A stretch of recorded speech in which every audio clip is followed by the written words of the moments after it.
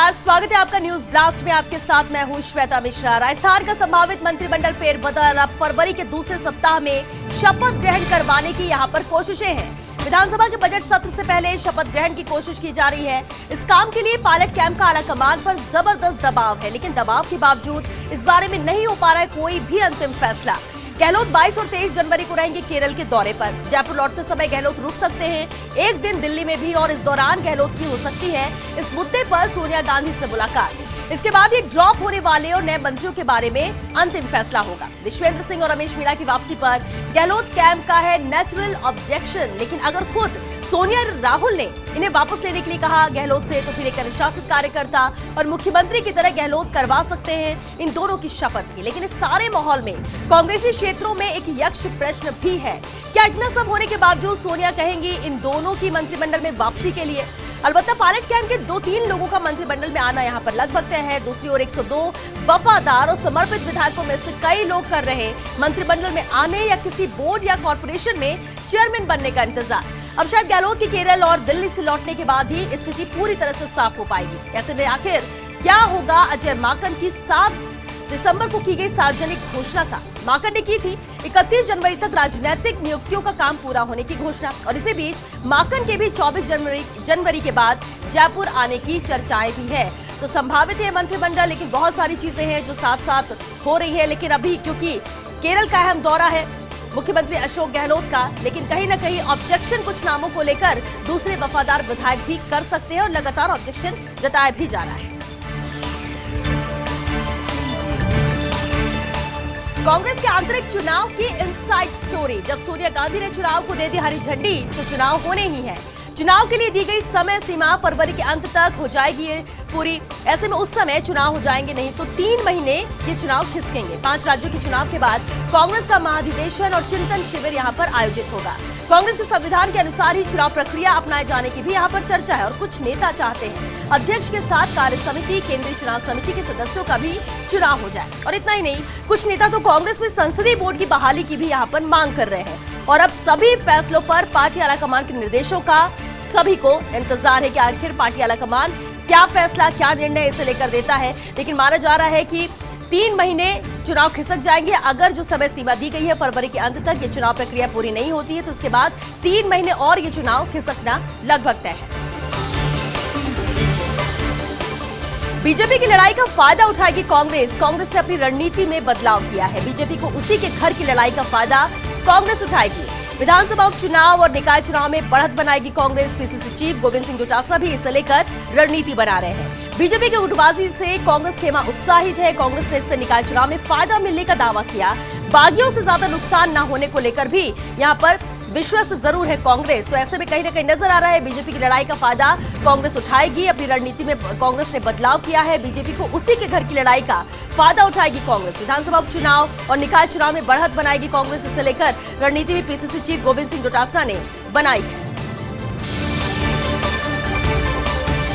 90 निकाय चुनाव को लेकर कांग्रेस भाजपा की रणनीति। कांग्रेस के लिए 4 निकाय बहुत ज्यादा महत्वपूर्ण है, क्योंकि ये चारों निकाय 3 विधानसभा उपचुनाव क्षेत्रों में है। ऐसे में इन निकायों में हार जीत का असर भी पड़ेगा। विधानसभा उपचुनाव पर कांग्रेस इन निकायों में पूरी तरह से स्थानीय स्तर पर ही लड़ रही है ये चुनाव। तभी तो अभी तक वरिष्ठ नेताओं के प्रचार को लेकर कोई निर्देश भी नहीं दिए गए। इधर भाजपा भी जीत के लिए सभी पहलुओं पर मंथन कर रही है, क्योंकि ये बेहद अहम है 90 निकाय चुनाव, जिसे लेकर कांग्रेस और भाजपा दोनों ने रणनीति बनाई हुई है। क्योंकि बढ़त बनाना कहीं ना कहीं मकसद है, उद्देश्य है, ज्यादा से ज्यादा यहाँ पर जीत दर्ज की जा सके। कांग्रेस के लिए 4 निकाय बहुत ज्यादा यहाँ पर महत्वपूर्ण है, क्योंकि ये चारों निकाय 3 विधानसभा उपचुनाव क्षेत्रों में आते हैं, जिनमें चुनाव अभी होने वाले हैं। और ऐसे भी इन निकायों में हार जीत का असर भी विधानसभा उपचुनाव पर पड़ना लगभग तय है। कांग्रेस इन निकायों में पूरी तरह स्थानीय स्तर पर ही ये चुनाव लड़ रही है। अब पहले की तरह अपने तय समय से संचालित होगी जयपुर मेट्रो। गृह विभाग की नई गाइडलाइंस के बाद मेट्रो प्रबंधन का यह अहम फैसला है। आज से बड़ी चौपड़ से अब रात 9:21 पर आखिरी मेट्रो मिलेगी। मानसरोवर से आखिरी मेट्रो मिलेगी रात 9:20 पर।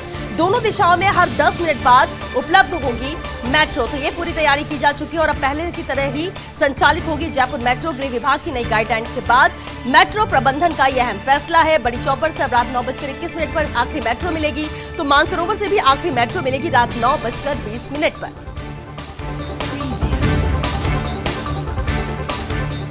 जयपुर जंक्शन पर नहीं मिल पा रहा जनता खाना। आईआरसीटीसी के जन आहार केंद्र पर खाना नहीं मिल रहा है। रेलवे रिफ्रेशमेंट और जन आहार बंद होने से यात्रियों की परेशानी यहां पर बढ़ी है। वह एकमात्र फूड प्लाजा इन दिनों संचालित हो रहा है, लेकिन यहां 15 रुपए सब्जी पूरी बेची जा रही है 80 रुपए में।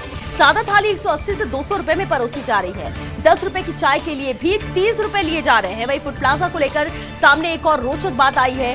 बिना फूड लाइसेंस और मेडिकल के ही ये फूड प्लाजा यहाँ पर संचालित हो रहा है।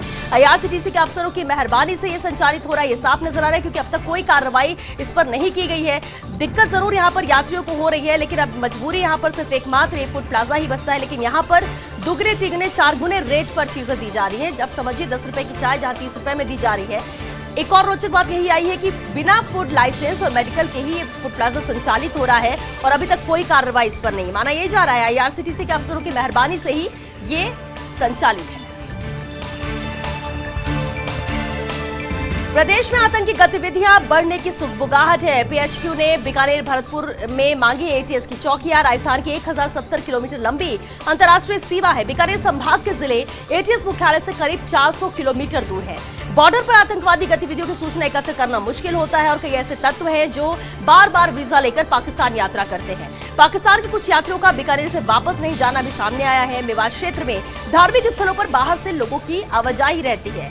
कई संगठनों के कार्यकर्ता छद्म नाम से आकर करते हैं यहाँ पर धर्म प्रचार। मेवात क्षेत्र के कुछ व्यक्तियों का लश्कर-ए-तैयबा संगठन के साथ संपर्क भी यहाँ सामने आया है। प्रत्येक चौकी के लिए एक एएसपी, 2 निरीक्षक, उप निरीक्षक, हेड कांस्टेबल, 8 कांस्टेबल यहाँ पर मांगे गए हैं। तो ये बेहद अहम जानकारी यहाँ पर सामने आई है, क्योंकि दिक्कतें साफ तौर पर नजर आ रही है। पीएचक्यू ने बीकानेर भरतपुर में एटीएस की चौकियां यहाँ पर मांगी गई है और प्रदेश में आतंकी गतिविधियां बढ़ने की सुगबुगाहट के मद्देनजर ही एहतियात के तौर पर, अलर्ट के तौर पर ये कहा गया है। 1070 किलोमीटर लंबी अंतर्राष्ट्रीय सीमा राजस्थान में है। बीकानेर संभाग के लिए एटीएस मुख्यालय के करीब 400 किलोमीटर दूर है। बॉर्डर पर आतंकवादी गतिविधियों की सूचना एकत्र करना भी यहाँ पर मुश्किल होता है। इस दूरी की वजह से कई ऐसे तत्व हैं जो बार बार वीजा लेकर पाकिस्तान यात्रा करते हैं। पाकिस्तान के कुछ यात्रियों का बीकानेर से वापस नहीं जाना भी यहाँ पर सामने आया है। वहीं मेवात क्षेत्र में धार्मिक स्थलों पर बाहर से लोगों की आवाजाही ज्यादा रहती है। कई संगठनों के कार्यकर्ता छद्म नाम से आकर यहाँ पर धर्म प्रचार भी करते हैं। मेवात क्षेत्र के कुछ व्यक्तियों का लश्कर-ए-तैयबा संगठन के साथ यहाँ संपर्क भी सामने आया है और प्रत्येक चौकी के लिए एक एएसपी, 2 निरीक्षक, उप निरीक्षक, हेड कांस्टेबल और 8 कांस्टेबल मांगे गए हैं। टीकाकरण कैंपेन में फ्लॉप रहा डिजिटल इंडिया। अभियान के दौरान टीकाकरण ऐप ने कई जगह धोखा दे दिया।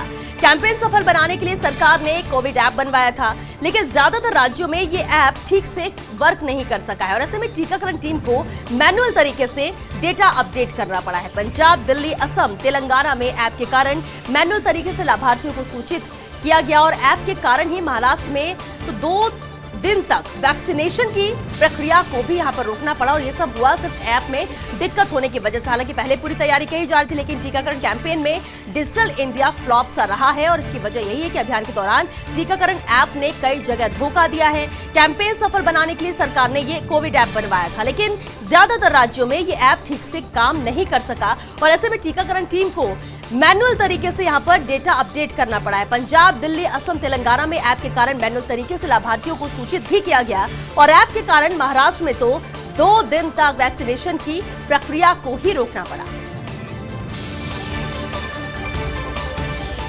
भारतीय नागरिकता में बाधा बना है पाकिस्तानी दूतावास। पाक विस्थापितों को जरूरत होती है वैध पासपोर्ट की। पाकिस्तानी दूतावास से बढ़ाई जाती है पासपोर्ट की वैधता अवधि। पासपोर्ट वैधता बढ़ाने के लिए दूतावास यहां पर 8,000 रुपए प्रति व्यक्ति लेता है। अधिकांश पाक हिंदू विस्थापित नागरिक गरीब श्रेणी के हैं। ये लोग 8,000 रुपए जमा कराने में असमर्थ हैं। वैध पासपोर्ट के अभाव में नागरिकता के लिए आवेदन ये नहीं कर पाते। 31 दिसंबर 2013 से पूर्व आए अल्पसंख्यकों को वैध पासपोर्ट बढ़वाने की छूट थी। राज्य सरकार से सभी को छूट के लिए गृह मंत्रालय को भी इसे लेकर पत्र लिखा गया था। तो भारतीय नागरिकता में बाधा बन रहा है पाकिस्तानी दूतावास। पाक विस्थापितों को जरूरत होती है इस वैध पासपोर्ट की। पाकिस्तानी दूतावास से पासपोर्ट की वैधता अवधि को बढ़ाया जाता है। पासपोर्ट वैधता बढ़ाने के लिए दूतावास यहाँ 8,000 रुपए प्रति व्यक्ति लेता है, लेकिन ज्यादातर जो पाक हिंदू विस्थापित नागरिक हैं वो गरीब श्रेणी के आते हैं और उनके लिए ये 8,000 रुपए की रकम भी बहुत ज्यादा है। वो असमर्थ होते हैं इससे पैसे को देने में और वैध पासपोर्ट के अभाव में ही नागरिकता के लिए ये आवेदन नहीं कर पाते। 31 दिसंबर 2013 से पहले आए अल्पसंख्यकों को वैध पासपोर्ट बढ़वाने की छूट यहाँ पर दी गई थी। राज्य सरकार से सभी को छूट के लिए गृह मंत्रालय को पत्र भी लिखा गया था। आगामी असम विधानसभा चुनाव की तैयारी शुरू हो चुकी है। कांग्रेस और 5 अन्य पार्टियां यहां महागठजोड़ करेंगी। All India United Democratic Front, Bhakpa, Makpa, Bhakpa Male, Anchalik Gana Morcha Congress के साथ अप्रैल में होंगे असम विधानसभा चुनाव। एआईसीसी की तरफ से भी पर्यवेक्षक होंगे यहाँ पर भूपेश बघेल। छत्तीसगढ़ के मुख्यमंत्री है भूपेश बघेल, जो कि एआईसीसी की तरफ से पर्यवेक्षक भी होंगे इसे लेकर। तो आगामी असम विधानसभा चुनाव की तैयारी भी आज शुरू कर दी जा चुकी है। कांग्रेस और 5 अन्य पार्टियां यहां पर महागठजोड़ करेंगी। All India United Democratic Front, Bhakpa, Makpa, Bhakpa Male, Anchalik Gana Morcha Congress के साथ है। अप्रैल में असम विधानसभा चुनाव होंगे। एआईसीसी की तरफ से पर्यवेक्षक होंगे यहाँ पर भूपेश बघेल। छत्तीसगढ़ के मुख्यमंत्री भूपेश बघेल, जिन्हें असम की जिम्मेदारी दी गई है, उन्हें पर्यवेक्षक बनाया गया है और यहाँ पर महागठबंधन, महागठजोड़ जरूर नजर आ रहा है जब 5 अन्य पार्टियां कांग्रेस के साथ आ रही है, जिसमें all India United Democratic front है, भाकपा है, माकपा है, भाकपा माले भी इसमें शामिल है। वही आंचलिक गण मोर्चा भी कांग्रेस के साथ है। विधानसभा चुनाव असम के अप्रैल में होने जा रहे हैं।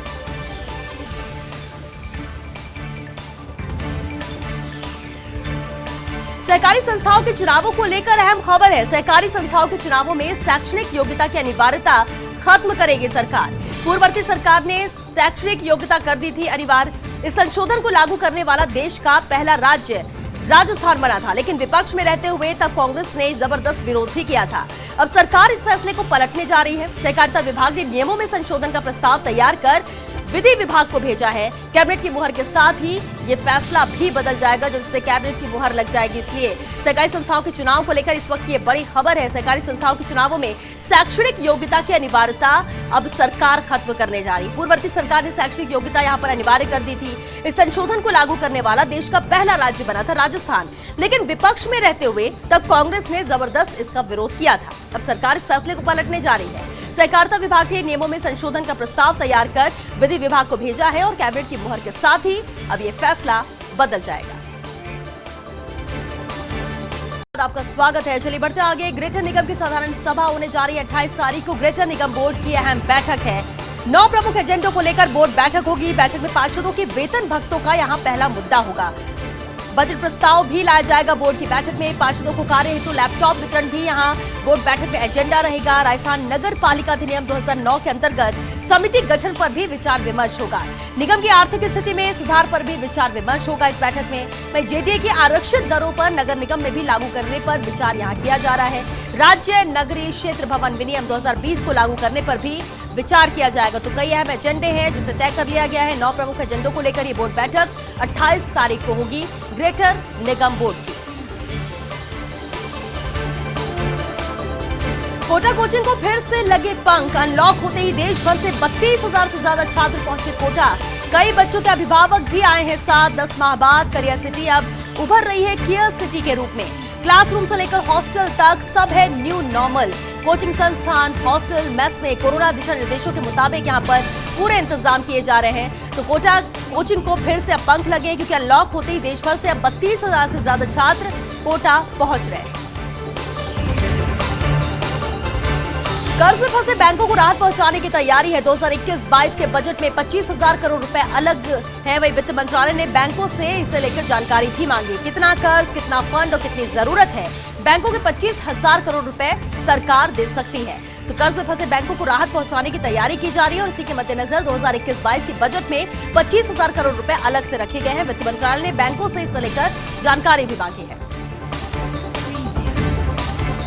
जयपुर आरटीओ में हुए रोस्टर बदलाव का दूसरा पहलू। आरटीओ राकेश शर्मा नहीं थे कार्मिकों के कार्यक्षेत्र में बदलाव के इच्छुक। आरटीओ परिवहन आयुक्त के 28 सितंबर 2020 के आदेश के मुताबिक करते हैं रोस्टर, जिसके तहत 1 अप्रैल से मंत्रालय कर्मचारियों के कार्यक्षेत्र में बदलाव होता है। अब जानकार सूत्रों ने इसे लेकर खुलासा किया है। आरटीओ ने 11 जनवरी को 8 कार्मिकों को बांटे थे कार्य। तबादलों के बाद नए ज्वाइन करने वाले कार्मिकों को कार्य आवंटित किए गए थे और उसके बाद परिवहन मंत्री स्तर से आरटीओ को भेजी गई थी नई सूची। कार्मिकों को नए कार्य आवंटित करने की सूची दी गई और ऐसे में आरटीओ को 18 जनवरी को जारी करने पड़े नए सिरे से कार्य आवंटन के आदेश। कुल मिलाकर बैठे बिठाए गले मुसीबत आ पड़ी है, ये साफ नजर आ रहा है, क्योंकि कार्मिकों को कार्य जो बांटे गए थे, आरटीओ ने 11 जनवरी को 8 कार्मिकों को कार्य बांटे थे। तबादलों के बाद नए ज्वाइन करने वाले कार्मिकों को कार्य आवंटित किए गए और उसके बाद परिवहन मंत्री स्तर से आरटीओ को भी नई सूची भेजी गई।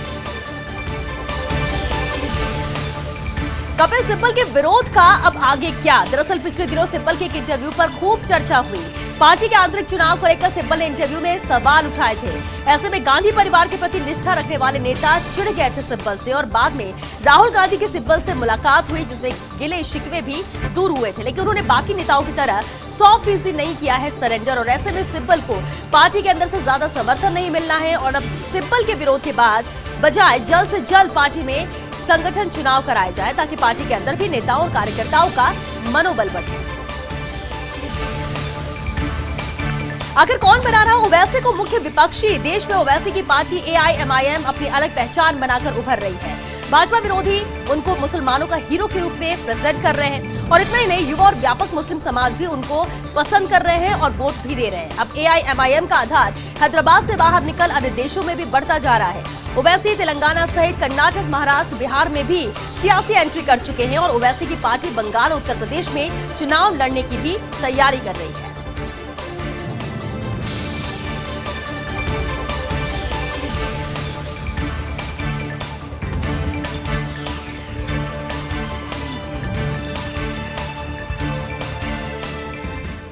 और